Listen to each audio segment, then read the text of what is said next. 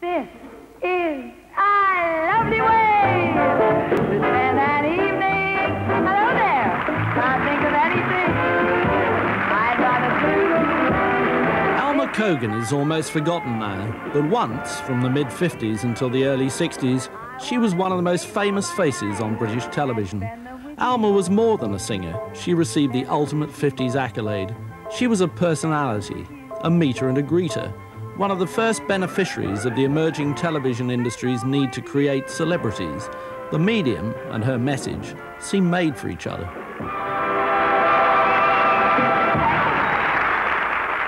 It was an era when the thing was to be the girl next door.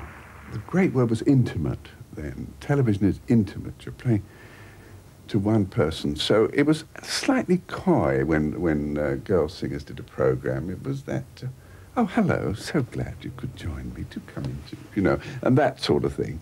Alma flounced on in her enormous dresses with a very upbeat number and belted it. Come, my love, with me. Take me by the hand. In the mid-50s, babies boomed, and so did Alma Cogan, singing out, above the sound of howling infants, to proud parents in new homes with freshly acquired television sets. Alma Cogan was a really big sort of person. She filled people's lives in the 50s. I mean, she wore big dresses, she had a big face, she had glossy, shiny hair, she had a big voice. And she received big offers from big agents. I mean, she was large and gigantic, and we lived in a tiny, sort of sheltered, protected world as children in the 50s. And to us, she represented a kind of escape.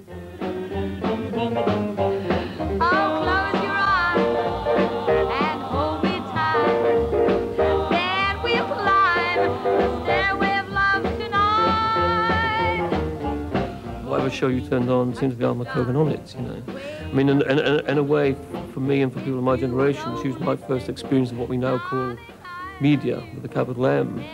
And because she was the first experience of it, as somehow, in a strange way, she was the strongest experience of it. Come on, now, let's see you. Oh, close your eyes and hold me tight. The nearest equivalent today is Kylie Minogue. Stairway of love tonight. Come on. Alma Cogan was the kind of daughter people wanted to have.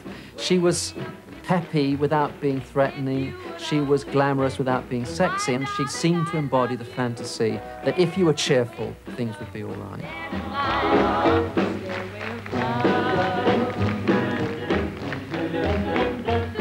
On television, in that fledgling journalistic form, the television magazine, on radio, on record labels, Alma Cogan provided what the times needed, light in the murk of post-austerity Britain. She was the first female British singer to make #1 on the domestic hit parade and a fixture on the screen. So she was a logical choice when Lime Grove celebrated a decade of post-war television to represent the female face of mid-50s, pre-rock and roll, pre-teen music. Introducing one of television's brightest stars, Alma Cogan. The city is a great big smoking monster. Man is its slave by night and day. Man is the slave that only wants to get away.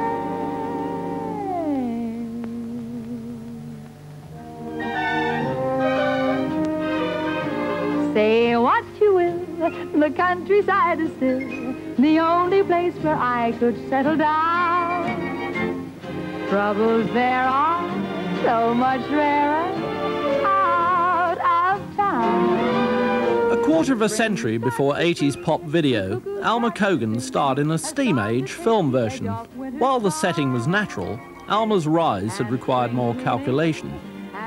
God gives people a voice, and what you do with it, you can make it grow, you can extend it, but you can't change the inherent quality. And he didn't give Alma a great voice. And I'm sorry, but that is a fact of life. Did he? Some people he did, but he didn't give her. So she had to do it a different way. The different way was the delivery of a package to an era struggling out of war, rationing, drabness and queues. It included an over-the-top style and Baroque dresses which owed a distant debt to Dior's 40s new look. The result was her first hit, Bell-Bottom Blues, and a catchphrase at the dawn of the media's interest in pop, the girl with a giggle in her voice. She got a fit of the giggles over something in a quite straightforward lyric, and the giggle appeared in her voice. She wore a little jacket of blue. And I heard this, and I thought that it had a great, great novelty, fresh, saleable value. And that's where it came from, and that was the beginning of the giggle in the voice. She wore a little jacket of blue. She kept that little jacket of blue. And all the sailors knew just why she wore his jacket of blue. She asked the leaves that fell from the tree. She asked the breeze that came from the sea. Where can my lover be? Oh, won't you send him homeward to me? She climbed aboard each whaler, said to every sailor, tell me true, where is my boy in blue? And it became her trademark because of its originality and because of its freshness. And she wasn't serious anymore. It was a whole new thing, a whole happy-sounding thing, do you see? And if you get the right song, and the song works for that sort of thing, you start dreamboat, you lovable dreamboat. And if you do this with a giggle in your voice, that's what you got. That one, Dreamboat, she used to put the giggle in her voice, came out a lot in that. Never at the same time. I mean, she goes,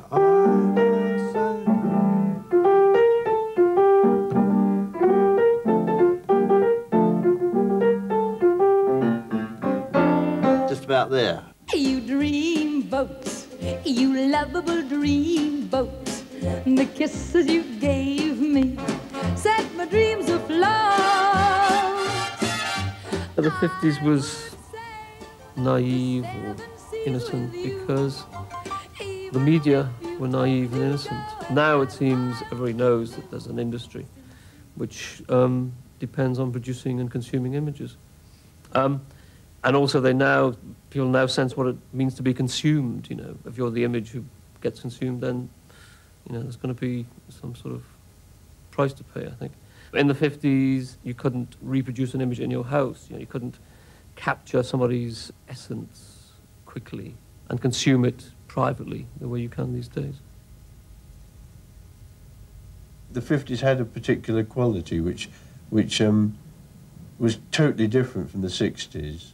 I mean, you'd very much place her as being from the 50s, wouldn't you, with that kind of ball gown on and the bright red lipstick, and maybe even just the idea of holding your teeth together when you smile was places you in time, as a 50s phenomenon.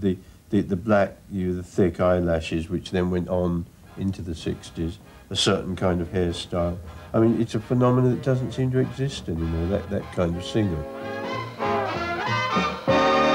At 8:30 by the sycamore tree, I'll be there, wait and see, 'cause I've got a date by the sycamore tree with someone I adore.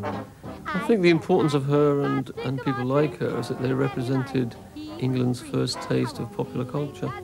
The mainstream of English life at that time was terrified of youth, glamour, all those things, sexiness, all those things we now think of as popular culture. Alma Cogan, I think, was one of the first great embodiments of those things. She threw off that kind of stultifying, boring Englishness. With everything just right, we're all in love by the sycamore tree tonight. Alma Cogan looked to America for her style. As a kid in the 40s, she had absorbed the romance of Tin Pan Alley and the glitter of Hollywood. Born in Golders Green in 1932 of an East European Jewish immigrant family, she was singing at 14 and debuting in the chorus of London's High Button Shoes alongside Audrey Hepburn in 1949. In 1950, she met Walter Ridley.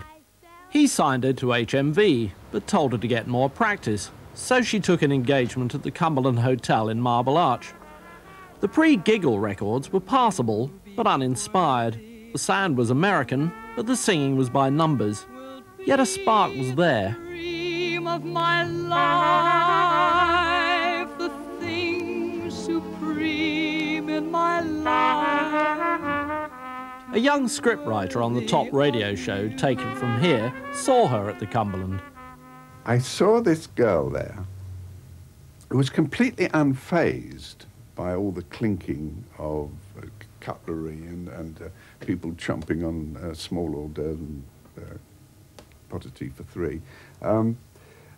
And was singing with such enjoyment, with such relish, that the whole place seemed to have a kind of cheerful air about it, which was not really very characteristic of that type of establishment at that time. And I was very struck with her, and went back to Charles Maxwell, found it difficult to explain, sent him along there, and then there was no one else in the race. Yes, Dick Bentley and Jimmy Edwards will be on hand for the next 30 minutes, with June Whitfield, Alma Cogan, Wallace Eaton and the keynotes, all inviting you to Take It From Here.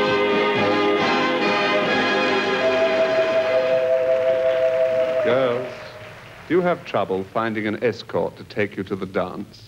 Then why not go along unaccompanied, like Alma Cogan?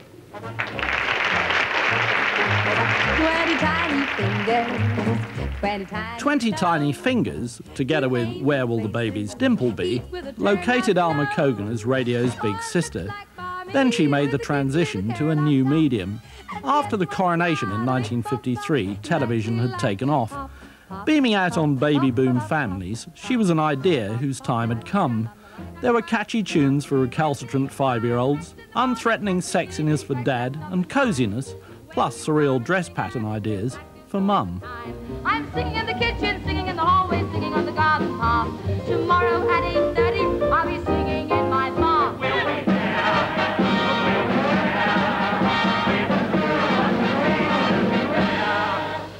But I need... You heard people like Alma on radio and on records, and you got them into a television studio as quickly as you could. You need fire. It burns that really blaze. She was everybody's favourite guest. She would sing, she'd dance a little, she'd engage in crosstalk, could handle a funny line extremely well. So she was, and she looked good. So she was a gift to any television producer.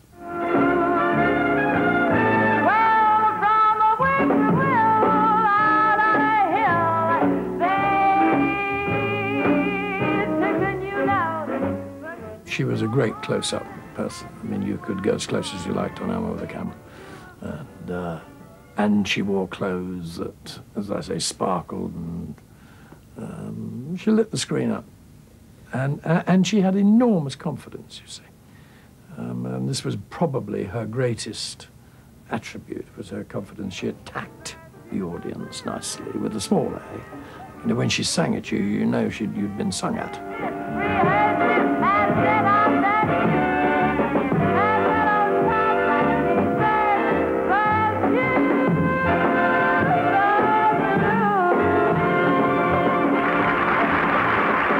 The coming of television obviously played a huge role in promoting someone like Alma Cogan, because it was new, you know, and the essence of popular culture, as we now know it, but we didn't know it 35 years ago, is newness, sexiness, newness. The two are interchangeable. So television coming into people's homes and British post-war homes obviously was the most exciting thing that had happened probably since the war. After the show, the Queen and the Duke met many of the performers, introduced by Jack Hilton, here are Alma Cogan and Arthur Askey. Between 1955 and 1960, Alma was at the top, but her rise hadn't just been a question of hits, frocks, or even, prized word of the decade, personality. Alma was no bimbo hiding behind a manager. Unusually for those times, she managed her career, redirecting it as the 50s fattened from austerity into affluence. It was a trick she could perform then.